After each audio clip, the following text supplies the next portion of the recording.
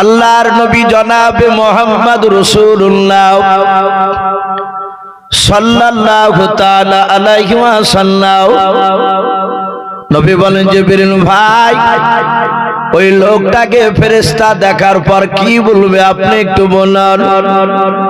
হযরত জিবরিল ডাক দিয়া বলেন, নবীজি, ওই কিয়ামতের ময়দানে ওই লোকটাকে ফেরেশতা তার খাড়া করার উপর তার সমস্ত জিন্দেগির আমল নামাগুলো দেখবে। কয়েক সেকেন্ডের মধ্যে তার আমল নামা দেখার পর ওই ফেরেশতারা ডাক দিয়ে বলবেন, আল্লাহ, তুমি এমন একজন বান্দার আমলখানা তুমি দেখতে বললাও, ওগো মালিক, এর পুরা জিন্দেগির খাতাগুলো দেখে লাও, তার জীবনে একটাও নেকি নাই, সব নেকিতে নাই, সবগুলো তার আমল নামা গুনাতে ভরপুর হয়ে আছে। আমার আল্লাহ ডাক দিয়ে বলেন, ওরে জিবরিল, আমার হক আদায় করে আসে নাই, বলে নাও। হযরত জিবরিল ফেরেশতা ডাক দিয়ে বলেন, নবীজি, ওই কিয়ামতের ময়দানে ফেরেশতা ডাক দিয়ে বলবেন, আল্লাহ, আপনার একটা হক আদায় করে আসতে পারে নাই, এমন কি জীবনে এক রাকাত নামাজ পড়ে নাই। আমার মহান রব্বুল আলামিন ডাক দিয়ে বলবে, ওরে জিবরিল ফেরেশতা, তুমি আমার নবীকে ঘটনা গিয়ে তুমি বলবা। হযরত জিবরিল বলেন, নবী গো, ওই সময় আল্লাহ ওই ফেরেশতাকে ডাক দিয়ে বলবে, ওগো আমার ফেরেশতা, বলো বলো, এই লোকটা আমার হক আদায় করে নাই, বলে নাও, এক রাকাত নামাজ পড়ে নাই গো মাওলা, তার পুরা জিন্দেগিতে একটাও নেকি নাই। ফেরেশতা বলবে, ওগো আল্লাহ, এই লোকটা বড্ড গুনাহগার। আল্লাহ ডেকে বলবেন, ফেরেশতা, বলো বলো, এই লোকটাকে কি করা যাবে, জান্নাতে দেওয়া যাবে না জাহান্নামে দেওয়া যাবে বলো। ফেরেশতা বলবেন, আল্লাহ, আপনার কথা অনুযায়ী লোকটা জাহান্নামে যাবে, এই লোকটা জান্নাত যেতে পারবে না। আমার আল্লাহ ওই সময় রহমতের নজরে ওই গুনাহগার জাহান্নামী বান্দার দিকে তাকাবে। তাকানোর পর আল্লাহ ডাক দিয়ে বলবে, ওরে আমার ফেরেশতা, আমার হক আদায় করে আসতে পারে নাই, বলে নাও।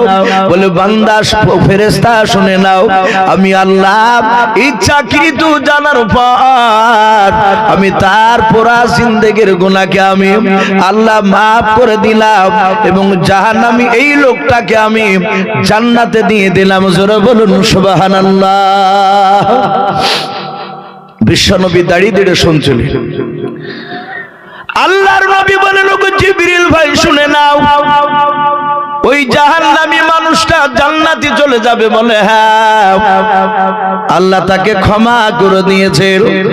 ওগো আল্লাহর নবীজি, ওই কিয়ামতের ময়দানে কোটি কোটি মানুষের সমাগম, সেই দিনকে সব নারী আর পুরুষ সবাই মিলে তারাও আল্লাহর বিরুদ্ধে যদি স্লোগান তোলে, তারা সবাই মিলে যদি বলেন, আল্লাহ, এই জাহান্নামী মানুষটাকে কেন তুমি জান্নাতে দিয়ে দিলাও, এই লোকটা জীবনে ভালো কাজ করে না, একে তুমি জান্নাত থেকে তুমি আবার জাহান্নামে ফেলিয়ে দাও। আমার আল্লাহ বলবেন, ওরে কিয়ামতবাসীরা, আমি ওয়াহু আলা কুল্লি শাইইন কদির, আমি সর্বশক্তিমান, আমি আল্লাহ। ওরে আমার বান্দা বান্দিরাও, শুনে নাও, আমার ইচ্ছা আমি তার জীবনের গুনাহ মাফ করে দিয়েছি, আমি তাকে জান্নাতে দিয়ে দিয়েছি, আমি একে আর কোনোদিন জাহান্নামে দেব না। আর কিছু করার আছে বাপজি কিয়ামতবাসী সবারই? কোটি কোটি মানুষ তারা আল্লাহর বিরুদ্ধে স্লোগান তোলে। আল্লাহ যদি বলেন, এই বান্দা, আমি একে জাহান্নাম থেকে জান্নাতে দিয়েছি, একে আর জান্নাত থেকে জাহান্নামে দিব না, তোদের কিছু করার আছে? মানুষ সেদিন বলবে, আল্লাহ, আমাদের আর কিছু করার নেই। জিবরিল বলে, নবী, এটা হচ্ছে আল্লাহর সাথে বান্দার হক। এই বান্দার হক আদায় যদি বাপজি সে আল্লাহর হক আদায় করে না যায়, আল্লাহ ইচ্ছা করলে মাফ করে দিতে পারে। সামনে রমজান মাস আসছে বাপ, কিছু মানুষ দেখেন 12 মাসে যারা নামাজি হয়, রমজান মাসে মুসল্লি বাড়ে না কম, একটু কথা বলে? বাড়ে। খাস করে তরুণ যারা যুবক ভাইয়েরাও রমজান মাসে তারাবিতে ভিড় জমায়, 5 ওয়াক্ত নামাজে যায়। কিছু যুবক ছেলেকে নামাজ পড়তে দেখে সবাই না, কিছু লোক তাদের গা চুলকায়। তারা বলে 11 মাস পাত্তা নাই, আরে রমজান মাসে এসে এমন ভাবে হুটাফোটা লাগাচ্ছি এবাদতে, এবাদত আবার কাজে লাগবে নাকি? অনেকের সামনে বলে দেয়, সে হতভাগা জানে না। আমার আল্লাহ নিজে বলেছেন, হে বান্দা 11 মাস তুমি গুনাহ করেছো, রমজান মাস আমি রহমতের মাস দিয়েছি। বিশ্বনবী বলেন, সে যদি তওবা করে যদি রমজান মাসে আল্লাহর কাছে সিজদায় পড়ে কাঁদে, আমার বিশ্বনবী বলেন তার পৃথিবীতে যত পাহাড় রয়েছে সমস্ত পাহাড় বরাবর যদি গুনাহ করে নিয়ে আল্লাহর কাছে কাঁদে, আমার আল্লাহ তাকে ক্ষমা করে দেয়। জোরে বলুন সুবহানাল্লাহ। তাহলে বাপজি কেন আমরা ওই কথা ওই মানুষগুলোকে বলবো? বলবেন না। আপনি আমি ইবাদত করি, কেউ যদি ইবাদত না করে তাকে আপনি জাহান্নামী বলতে পারবেন না। তাকে আপনি হিকমতের সহিত তাকে বোঝান, মহব্বত ভালোবাসা দিয়ে তাকে ডাকুন আল্লাহর রাস্তায়। তাই বলে আপনি বলতে পারবেন না তুই বেদিন, তুই বেঈমান, তুই জাহান্নামী। এ কথা বাপজি আপনাকে আমাকে বলার অধিকার দেয়নি।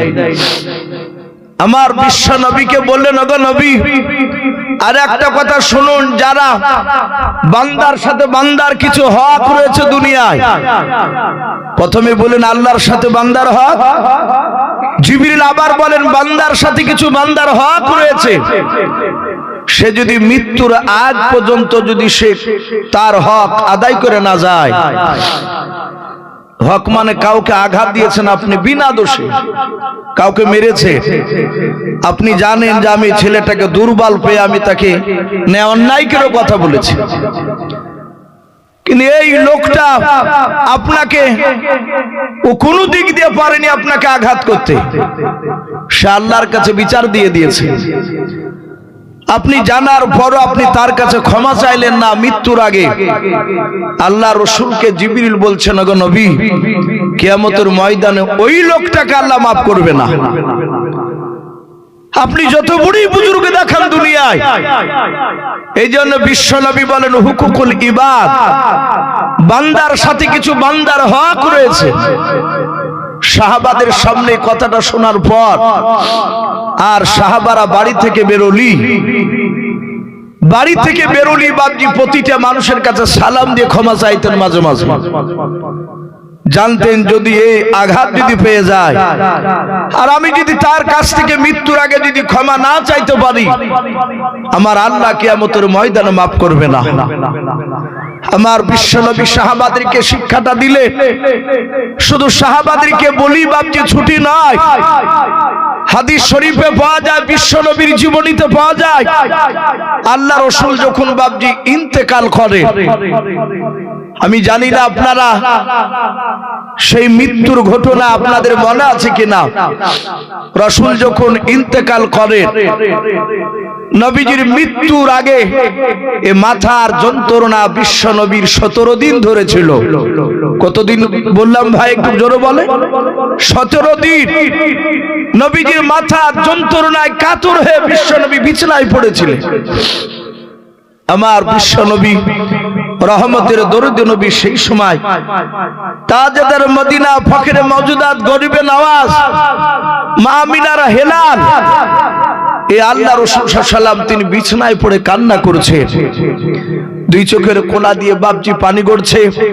আল্লাহ রাসূলের কলিজার টুকরা বিটি মা ফাতেমা জোহরা রাদিয়াল্লাহু তাআলা আনহা রাসূলুল্লাহর কপালখানা বাপজি টিপছিলেন, চুলগুলোকে নাড়ছিলেন। আল্লাহ রাসূল কাঁদছেন আর বলছেন, ওরে মা ফাতেমা, এই মা তুমি কাঁদছো কেন? ফাতেমা তার আব্বার কপালে চুলগুলো নাড়ছে, হাতটা বাপজি বুলাচ্ছেন আর বলছেন, আব্বা জান আপনাকে যে আমি বড্ড ভালোবাসি। ওগো আব্বা, আপনি ইন্তেকাল করে গেলে আমি আর আব্বাকে দেখতে পাবো না।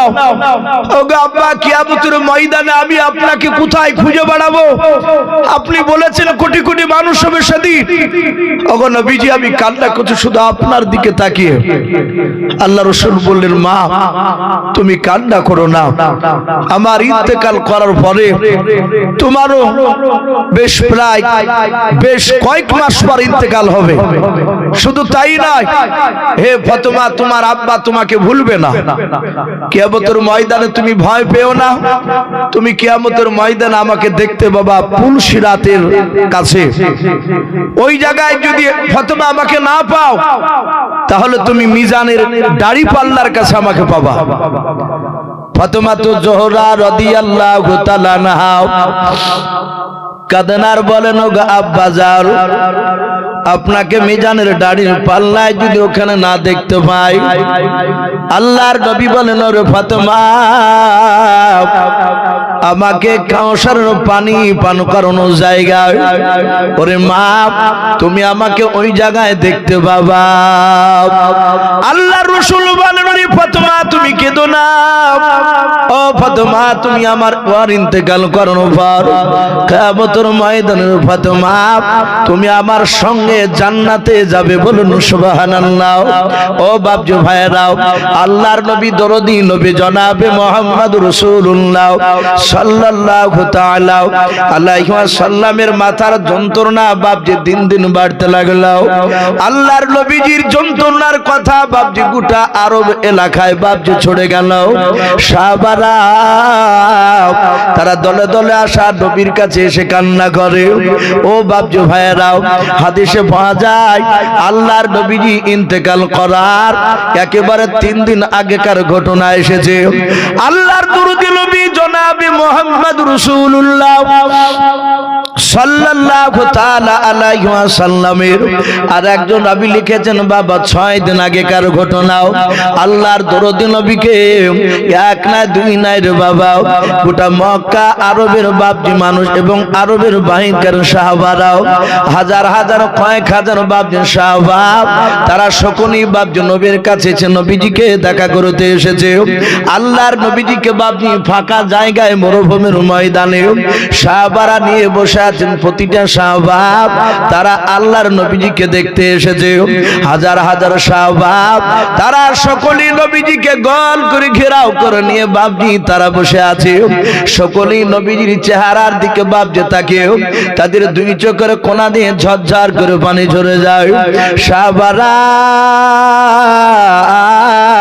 কেউ চিৎকার করে বাপজি কথা বলতে পারে না, কারণ সাহাবারা জানতেন আল্লাহ কোরআনে বলেছে, ওগো আমার নবী তুমি বলে দাও, আমি আমার উম্মতদেরকে বল, আমার বান্দা বান্দীদেরকে বলে দাও।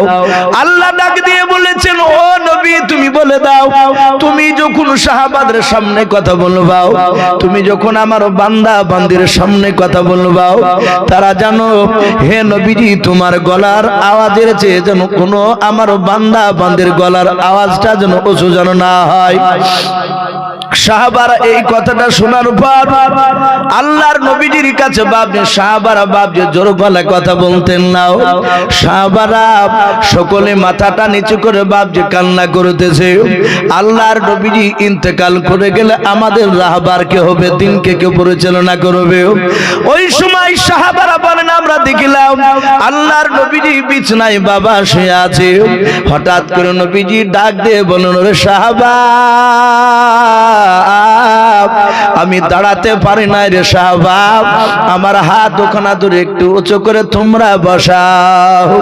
আল্লাহর নবীজির পাশে বাবা নবীজির দুটো বাপজি জামাই ছিল।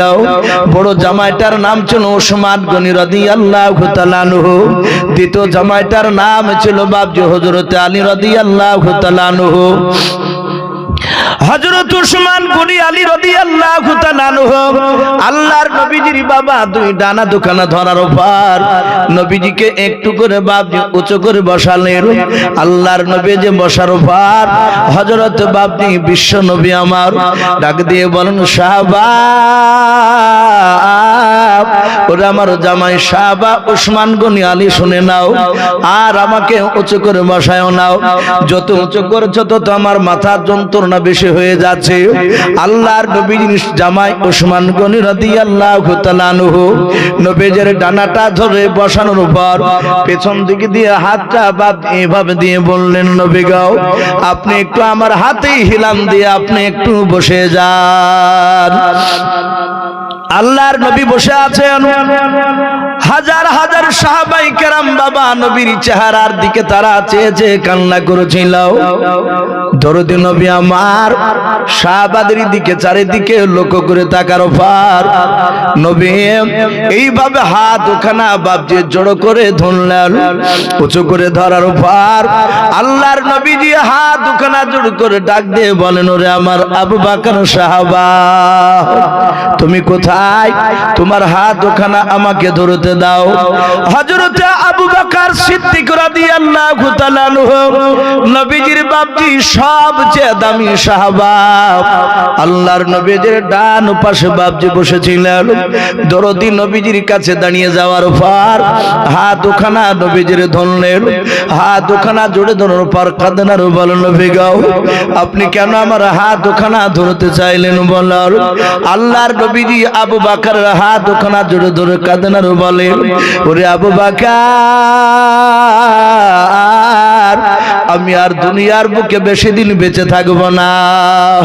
ওরে আবু বকর শুনে নাও, আমার 63 বছর হতে চললো রে আবু বকর। এই আমার বন্ধু আবু বকর শুনে নাও, আমি তোমাকে নিয়ে সঙ্গে করে নিয়ে অনেক জায়গায় দিনের দাওয়াত দিতে গিয়েছি। ওরে আবু বকর অনেক সময় হয়তো তোমাকে জোর গলায় কথা বলেছি। ওরে আবু বকর আমি আর দুনিয়ার বুকে বেঁচে থাকবো না। শুনে নাও, আমার ওই কথা মনে পড়ে যায়। আল্লাহর নবীজি ডাক দিয়ে বলেন, ও আবু বকর শুনে নাও, আমি তোমার পয়গম্বর। আমার হাতের দ্বারাই, আমার পায়ের দ্বারাই, আমার জবানের দ্বারাই রে আবু বকর কোনদিন আমার সঙ্গে চলতে গিয়ে যদি তুমি আঘাত পেয়ে থাকো, ওরে আবু বকর তোমার আমি হাত দুখানা ধরে ক্ষমা চাই। হয় তুমি অন্তর থেকে ক্ষমা করে দাও, নতুবা তার প্রতিশোধ বদলা নিয়ে নাও। বলুন সুবহানাল্লাহ। সারা পৃথিবীর শ্রেষ্ঠ নবী কার হাত দুখানা ধরে ক্ষমা চাইছেন? বাপ একটু জোরে বলুন। আল্লাহ রসুলের বন্ধু আবু বকর। আমার বিশ্ব নবীর গুনাহ আছে বাপ? নবীজির গুনাহ নেই। নবীজির ডান দিকে আর বাম দিকে আর সামনের পেছন দিকে আর চারিদিকের গুনাহ মাফ। বিশ্ব নবীর গুনাহ নেই। নবী এত বড় মর্যাদাশীল, এত দাবি নবী আমার। দুনিয়াতে রসুল যতবার মুচকে হাসতেন ততবারই নবীর হাসির সম্মানার্থে জান্নাতের সম্মান আল্লাহ ততবারই বৃদ্ধি করতেন। বলুন সুবহানাল্লাহ।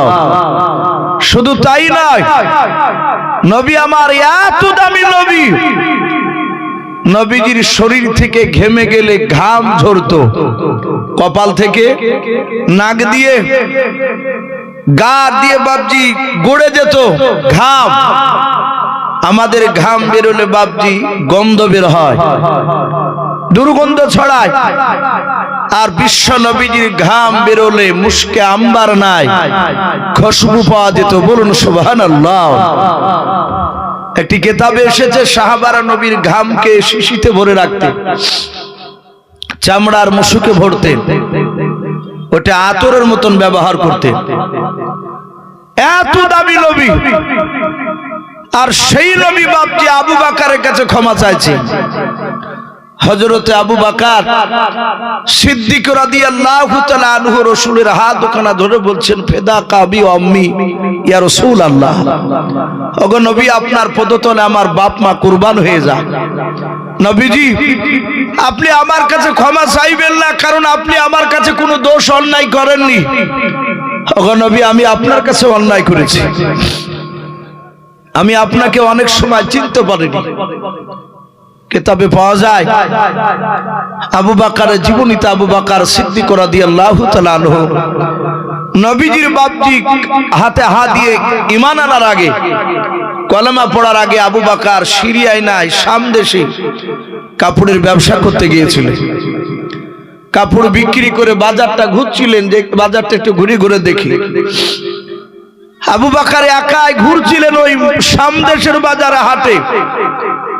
একজন ইহুদির আলেম, যারা খ্রিস্টান গির্জাতে বাপজি নামাজ পড়ায় তাদেরকে পাদ্রী বলা হয়, ওরাই হচ্ছে ইহুদির আলেম। ওই খ্রিস্টান ইহুদির বড় আলেম পাদ্রী মশাই তাওরাতকে বাপজি এইভাবে, সে তাওরাত জুব্বুরের হাফেজ পণ্ডিত, তাওরাত কিতাবকে বুকে করে নিয়ে বাপজি ওই বাজার দিয়ে হেঁটে বেড়াচ্ছিল।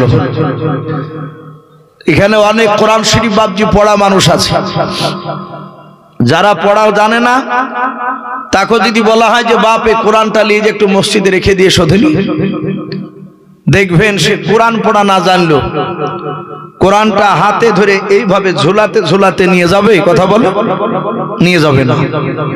কোরআনটাকে নিয়ে এইভাবে বাপজি বুকে করে ধরে নিয়ে যায়। আমরা ধরি কোরআন যারা পড়ে দেখবেন পড়ে অমনি ধরে এমনি বুকে, অনেকে চুমা দেয় মহব্বতে। কোরআনকে বুকে করে নিয়ে বাপজি একটু হাঁটলে, বুকে ধরলে একটু ভিতরে শান্তি পাওয়া যায়, বলুন আলহামদুলিল্লাহ। ওই ইহুদির আলেম তাওরাত কিতাবকে বুকে করে নিয়ে ওই বাজার বাজার বাপজি সেও ঘুরিয়ে বেড়াইছে। হঠাৎ করে আবু বকর তার পাহা দিয়ে হাঁটছিলেন। আবু বকরকে দেখে বলছেন, এই ভাই একটু দাঁড়াও তো। হযরতে আবু বকর সিদ্দিক রাদিয়াল্লাহু তাআলা আনহু বাবা ইহুদির ডাকে নবীজি দাঁড়িয়ে গেলেন, নবীর বন্ধু আবু বকর দাঁড়িয়ে গেলেন। আল্লাহর নবীজির বন্ধু আবু বকর বিশ্ব নবীকে বাপ যত কোনো চিনে নাই। হযরতে আবু বকর দাঁড়িয়ে আছে, ইহুদির আলেম আল্লাহর নবীজির সামনে না, নবীর বন্ধুর সামনে যাওয়ার পর পা থেকে মাথা পর্যন্ত বাপজি তাকালো। তাকানোর পর তার কিতাবটা খুলে দেখে বলছেন, ভাই তোমার নাম কি? আবু বকর। হযরতে আবু বকর বলেন, হ্যাঁ আমার নাম আবু বকর। আবার ইহুদির আলেম বলেন, ভাই তোমার আব্বার নাম কি? আবু কুহাফা। আবু বকর বলে, হ্যাঁ আমার আব্বার নাম আবু কুহাফা। ইহুদির আলেমের দুই চোখের কোনা দিয়ে বাপজি ঝরঝর করে পানি ঝরে যায়। আবু বকরকে ডাক দিয়ে বলেন, ভাই তোমার হাত খানা একটু ধরতে দাও। আবু বকর হাত বানিয়ে দিলেন, হাতটা নাড়ে আর বলে, ভাই কিছু যদি মনে না করো একটু তোমার পেছন দিককার জামাটা একটু তুমি উঠাও, তোমার পিঠের দিকে একটু তাকে আমি কিতাবের সঙ্গে একটা জিনিস মিলিয়ে নিই। আবু বকর বলে, না আমি আপনাকে জামা দেখাবো না, আপনাকে আমি পিঠ দেখাবো না, আমি আপনার সামনে জামা উঠাবো না। ইহুদির আলেম ডাক দিয়ে বলেন, ভাই তোমার পৃষ্ঠ মোবারকে যদি একটি কালো রঙের যদি দাগ থাকে, ওরে আবু বকর এই তাওরাত কিতাবে পাওয়া যায় আখিরি জামানার একজন দরদি নবী আসবেন, মায়ের নবী আসবেন। ওরে আবু বকর তুমি বড় ভাগ্যবান, শুনে নাও যে নবীর উম্মত হওয়ার জন্য বড় বড় নবীরা রসুলরা তারা দুনিয়ায় কলেমার দাওয়াত দিতে এসে বাপজি আফসোস করে বলেছিল, ওগো আল্লাহ আমাকে তুমি নবী রসুল করে যদি না পাঠিয়েও আখিরে জামানার পয়গম্বর জনাবে মুহাম্মদুর রাসূলুল্লাহ সাল্লাল্লাহু তাআলা আলাইহি ওয়াসাল্লামের যদি আমাকে একটু উম্মত করে যদি পাঠা দাও, ওগো মালিক আমি নবী রসুল হওয়ার চেয়ে আমি বড্ড খুশি হতাম, বলুন সুবহানাল্লাহ। আমি অনেক জীবনকে ধন্য মনে করতাম। ও বাপজি ভাইরা, সেই ইহুদির আলেম ডাক দিয়ে বলুন, আবু বকর রে, তোমার পেটে কালো রঙের দাগ থাকলে ওই নবীর তুমি জানের বন্ধু হয়ে যাবা। ওই নবীর সাথে আর তোমাকে পৃথিবীর মানুষকেও আলাদা করতে পারবে না। ও বাপজি ভাইরাও, আবু বকরের জীবনীতে পাওয়া যায় আবু বকর ঈমান আনার পর আল্লাহর নবীকে আপন করে বাপজি চিনতে পেরেছিলেন। আল্লাহর নবীজিকে এত ভালোবেসেছিলেন। আল্লাহর নবীজি বাপজি আবু বকরকে বলেছিলেন, ওরে আবু বকর, তোমার নাম আবু বকর? বলে হ্যাঁ। বলে আমি পয়গম্বর রাসূল, আজ থেকে আমি তোমাকে বললাম, তুমি শুধু আবু বকর নয়, তুমি আবু বকরের সাথে সিদ্দিক সত্যবাদী। ও বাপজি ভাইরাও, আল্লাহর নবী যা বলতেন আবু বকর বাপজি তাই ঘাট পেতে মেনে নিতেন। আল্লাহর নবীজির কাছ ছাড়া আবু বকর বাপজি যেতে চাইতো না। আল্লাহর নবীর কাছ থেকে আবু বকর বাপজি যেতেন না। আল্লাহর নবী বলতেন, ওরে আবু বকর, তোমার বাড়িতে তোমার বিটি আয়েশা আছে, তোমার বিটি আসমা আছে, তোমার বিবির নাম রুম্মান আছে, যাও তুমি চলে যাও। তুমি সব সময় কেন এখানে, তো সবারই পেছনে কেন তুমি যাও, আগে কেন যাও না? আবু বকর কাঁদতেন আর বলতেন, নবী গো, আপনার কাছে আসলে আমি পৃথিবীর সব মায়া আমি ভুলে যাই। বলুন আলহামদুলিল্লাহ। আল্লাহ রাসূলকে আবু বকর বলে, নবী এত বড় ভালোবাসে আপনাকে, আপনার কাছে থাকলে আর আমাকে কোথাও যেতে মন চাই না। ও বাপজি ভাইরাও, আল্লাহর নবীর বন্ধু আবু বকর আল্লাহর নবীর হাত ওখানা জুড়ে ধরে কেঁদে কেঁদে বলেন, নবী গো, বেয়াদবি হলে মাফ করবেন নবী, আপনি আমার হাত ওখানা ধরে ক্ষমা চাইবেন না। আপনি জীবনে কোনোদিন কারো কাছে অন্যায় করেননি, আপনি আমারও কাছে অন্যায় করেননি। আল্লাহর নবী বলেন, আবু বকর আমি তোমাকে ক্ষমা করে দিয়েছি, এই আবু বকর তুমি বসে যাও। আবু বকর বলেন, নবী আমি আপনাকে ক্ষমা করে দিয়েছি, অন্যায় করেননি তুমিও। আল্লাহর নবী যে হাত ওখানে ইশারা করে আবু বকরকে বসতে বললেন, আবু বকর তিনি বসে বললেন। হাজার হাজার সাহাবারা সবাই বাবা থেকে থেকে বাপজি দৃশ্যখানা দেখছিলেন। আল্লাহর দরদি নবী আমার আবার দ্বিতীয়বার হাত ওখানে এইভাবে উঁচু করে ধরার পর ডাক দিয়ে বলেন, ওরে ওমর, সাহাবা তুমি কোথায় আছো, দাঁড়িয়ে যাও। উমর নবীজির পেছন দিকে বাপজি বসা ছিল। উমর দৌড়ে এসে আল্লাহর নবীজির পা দুখানা বাপজি প্রথমে ধরা নাই, হাত দুখানা ধরেছিলেন। আবু বকর বলেন, ফেদা কানাই। হযরত উমর বলেন, ফেদা কাবি উম্মি ইয়া রাসূলুল্লাহ। আল্লাহর নবীর পা দুখানা বাপজি উমর ধরে বললেন, ওগো নবীজি, আপনার এই পায়ে তো আমার বাপ মা কুরবান হয়ে যাও। ও নবী, কেন আপনি আমার হাত দুখানা ধরতে চাইলেন বলেন? আল্লাহর নবী বলেন, উমর, আমি দুনিয়ার বুক থেকে আর বেশি দিন বেঁচে থাকবো না, আমি এখান থেকে চলে যাব, দুনিয়ার বুকে বেশি দিন থাকবো না রে উমর। ওরে উমর, শুনে নাও, আমার সাথে চলার সময় শুনে নাও, হাতে দাঁড়ায়, জবানের দ্বারায়, পায়ের দ্বারায় যদি তুমি আঘাত পেয়ে থাকো, ওরে আমার উমর, তুমি দাও মেহেরবান করে আজকে তুমি আমাকে ক্ষমা করে দাও।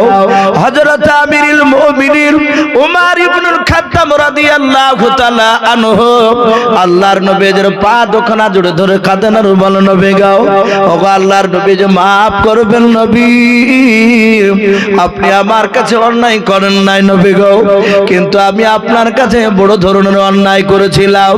ও নবীজি, যেদিন আপনাকে আমি চিনতে পেরেছিলাম না, সেদিন উলঙ্গা তলোয়ার নিয়ে নবী আপনাকে আমি তলোয়ার নিয়ে মারতে গিয়েছিলাম। ও নবীজি, আপনি ক্ষমা করে দেন। আল্লাহ রাসূল বলেন, উমর, তুমি যেদিন আমাকে মারতে এসেছিলে সেদিন আমি তোমাকে ক্ষমা করে দিয়েছি রে উমর। ওরে উমর, তুমি আমাকে বড্ড ভালোবাসো। ওরে উমর, শুনে নাও, আমি অনেক লক্ষ্য করে দেখেছি, হযরতে আব্দুল্লাহ ইবনে মাসউদ রাদিয়াল্লাহু তাআলা আনহু তিনি বলেন, হযরতে আবু হুরায়রা রাদিয়াল্লাহু তাআলা আনহু বলেন, আমরা দেখেছি ওমরকে ঈমান আনার পর, হযরত ওমর ঈমান আনার পর, কলমা পড়ার পর আল্লাহর নবীর কাছে বাপজি বসে থাকতেন, যেমন আপনারা আমার সামনে বসে আছেন। ও বাপজি ভাইরাম, ও ও পর্দার আড়ালের মা বোনেরাও, আল্লাহর নবী জনাবে মুহাম্মদ রাসূলুল্লাহ সাল্লাল্লাহু তাআলা আলাইহি ওয়াসাল্লাম যখন বাপজি আপনার নামাজ পড়তেন না, নবী যখন সাহাবাদেরকে নিয়ে যখন বক্তব্য দিতেন, আল্লাহর নবীর সাহাবা হযরত আব্দুল্লাহ ইবনে মাসউদ রাদিয়াল্লাহু তাআলা আনহু, আবু হুরায়রা রাদিয়াল্লাহু তাআলা আনহু তারা বলেন, আমরা দেখতাম ওমর বিশ্ব নবীর চেহারার দিকে চেয়ে থাকতেন। আল্লাহর নবী মাঝে মাঝে বলতেন, ওমর আমি অনেকক্ষণ ধরে সাহাবার চেহারার দিকে লক্ষ্য করে দেখতেছি, প্রতিটা সাহাবা একবার আমার দিকে তাকায়, আবার একবার এদিক ওদিক তাকায়। ওরে আবু বকর নাই উমর, কি ব্যাপার তুমি আমার দিকে কিভাবে ফাল করে চেয়ে আছো, আর তোমার দুই চোখের কোণা দিয়ে ঝরঝর করে কেন পানি ঝরে বললাম? হযরত ওমর কাঁদেন আর বলল, নবী গো আমি ওয়াদা করেছি, আমি প্রতিজ্ঞা করেছি নবী গো, যেদিন আপনাকে এই চোখ দিয়ে আমি চিনতে পেরেছি নবী গো, সেই দিন থেকে আমি নিজে নিজে আমি ওয়াদা করেছি আপনার জীবন দশায় যতদিন আল্লাহ আমাকে বাঁচিয়ে রাখবেন, ও আল্লাহর নবী যে আমি আপনাকে সামনে দেখতে পেলে নবী, যতক্ষণ আপনি আমার সামনে থাকবেন নবী গো, ততক্ষণ আমি আমার এই দুই চোখ ছাড়িয়ে আপনার চেহারা ছাড়া আমি অন্য কোনো দিকে তাকাবো না। বলুন সুবহানাল্লাহ। ভাবতে পারেন কত মহব্বত করতেন ওমর। সেই ওমর নবীর পা দুখানা ধরে বলছে, নবী গো আমি আপনার কাছে অন্যায় করেছি, আমি আপনাকে তলোয়ার নিয়ে মারতে গিয়েছিলাম, আমি প্রথমে চিনতাম না আপনাকে, আমি আপনার চেহারাই দেখেছিলাম না ঈমান আনার আগে। আপনাকে দেখলে আবু জেহেল বলতো যে মুহাম্মদ সাল্লাল্লাহু আলাইহি ওয়াসাল্লামকে দেখলে চোখ বন্ধ করবা, অন্যদিকে মুখ ফিরিয়ে দেবা, কানে আঙ্গুল দিয়ে তোমরা পালিয়ে যাবা, ও জাদুঘর। কাকে বলতো? বিশ্ব নবীকে। আমার আবু জেহেল বলতো ওই মুহাম্মদ সাল্লাল্লাহু আলাইহি ওয়াসাল্লামের কথা কখনোই শুনবা না। ওরা জানতো আবু জেহেলরা রাসূলের কথা যদি কোনো মানুষ 5 মিনিট শুনে, ওই লোকটা নবীর দলে না হয়ে আর থাকতে পারবে না। বলুন সুবহানাল্লাহ। এটা বেঈমানরা জানতো, এই জন্য তারা বিশ্ব নবীর কাছে ওদেরকে মুঠি বাপজি আপনার কাফেরদেরকে আসতে দিত না। এখনো বাপজি এক শ্রেণীর মানুষ আছে, কিছু মনে করবেন না, এই কথাগুলো সব বাপজি রেকর্ডিং হচ্ছে, দেখছেন তো কতগুলো সব ক্যামেরা ফিট করে দিয়েছে বাপজি, অনেকে লাইভে দেখছে হয়তো ডাইরেক্ট। এখন বহু বাপজি মানুষ এখন আছে, তারা বলে যে ওলামে দেওবন্দের বক্তব্য শুনতে যেও না। আমার জীবনে দেখেছি একটা মানুষ আমাকে এসে বলছেন, হুজুর মাফ করবেন, আমি আপনার বক্তব্য না শুনে আমি অন্য এক আলেমের কথা শুনে আপনাকে আমি ন্যায় করে আমি গালি দিয়েছিলাম। ভাই আমি তো শুনিনি। তা আপনি নাকি বলে নবীর দুশমন, আপনি নাকি নবীদের বিরুদ্ধে কথা বলেন। আমি আপনার বক্তব্য ঘন্টা 2 শুনলাম, আপনি নেমে ঘরে আসলেন, আমি পেছন আসলাম। হুজুর আপনি তো নবীর দুশমনী কথা তো আপনি বলছেন না।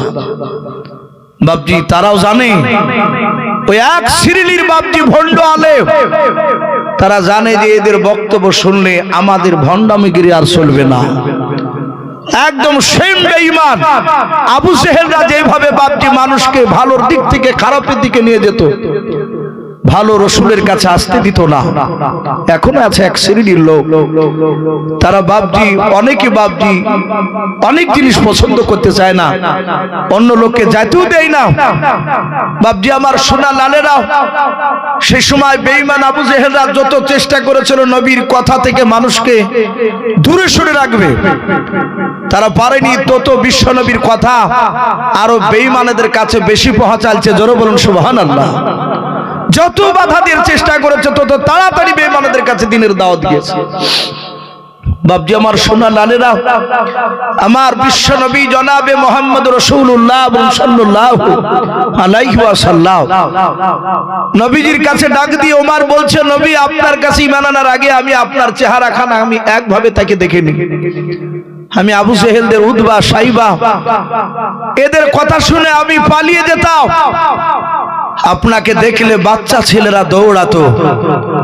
হাদিসে পাওয়া যায় বাচ্চা ছেলেকে তার মায়েরা কোলে করে নিয়ে দুধ পান করাতো। হাঁটতে শিখা বাচ্চাগুলো, হাঁটতে শিখা বাচ্চা মায়ের দুধ পান করে না, যাহাতে বাপজি দুধ খাওয়াতো, দুধ খেত, আর অমনি বাচ্চা ছেলেরা পাহা দিয়ে দৌড়াতো। বলে দৌড়াচ্ছিস কেন? বলে আল্লাহ রসুল এসেছে রাস্তায়, নবী হেঁটে যাচ্ছে, সঙ্গে সঙ্গে ওই দুধ খাওয়া বাচ্চার কানে আওয়াজ গিয়েছে রাসূলুল্লাহ হাঁটছে। সে বাচ্চা ছেলে, দুধ খাওয়া বাচ্চা, বিশ্ব নবীর মহব্বত আখলাক চরিত্র তারাও দেখেছিল। মার দুধ খাওয়াকে বাদ দিয়ে মার কোল থেকে ছুটে গিয়ে মক্কার বাচ্চারা পর্যন্ত বাপজি রাসূলুল্লাহর কাছে দৌড়াতো। জোরে বলুন সুবহানাল্লাহ।